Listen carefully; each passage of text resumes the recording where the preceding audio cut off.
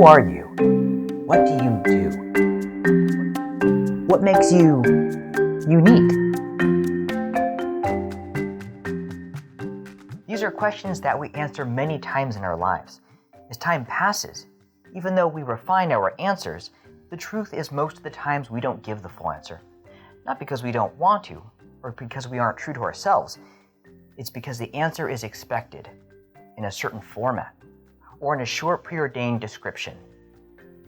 We live in a society where sometimes we have to answer that important question with what we know as a title. But you and I know that you are a million times more multidimensional and real than just a title. Now you're probably saying, isn't that what resumes are for? Unfortunately, most resumes are sorted, filtered, or judged by, you guessed it, a title. It's the gatekeeper, so to speak.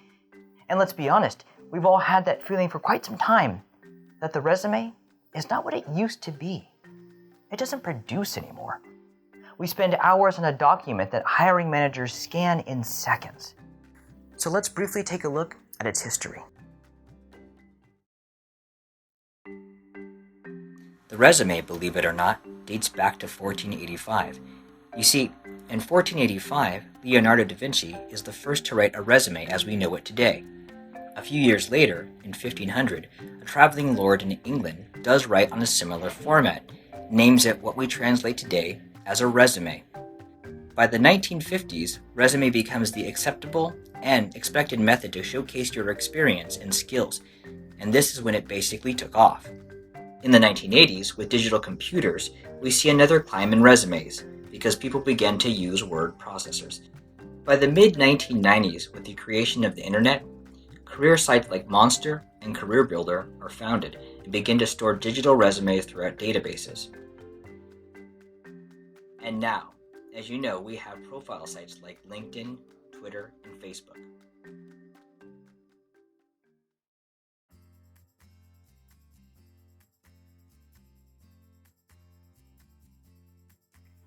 The traditional resume has been good to us, but now it's time to retire it. So that leaves us with the burning question, what do we use as an alternative?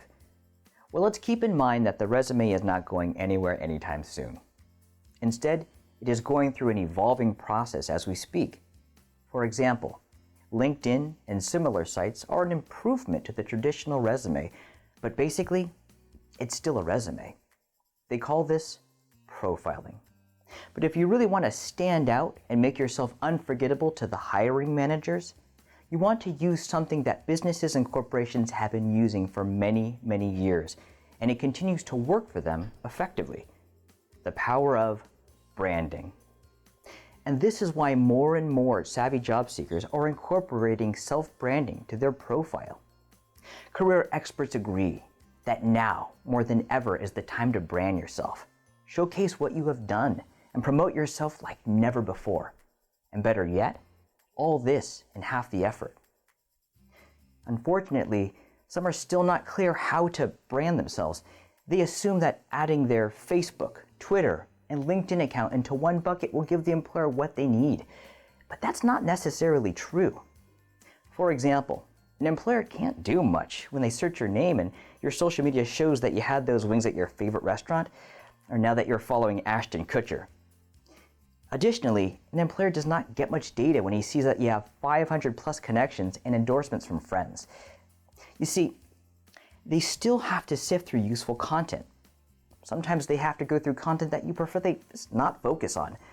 While this online presence might be a step in the right direction, it could also be a misaligned step, leaving both candidates and employers frustrated. Now you may ask, is branding yourself really necessary today? Well, let's explain the importance. Perhaps you've earned a degree, a bachelor's or master's, and needless to say, you have spent a great deal of time and money on your education. Now, this sacrifice is done because we expect a great return or reward on our investment, like a high-paying job, promotions, bonuses, recognition, managerial responsibilities. But what stands between A and Z is a major bottleneck called a 2-page resume. This is wrong. Now look at what companies do. They also make initial sacrifices like you and I, but they also invest in branding, campaigning, marketing, with bloated budgets to get expected returns, namely high profits and a large customer base. This is our model. This is their model. Now notice how we've been light years behind all this time?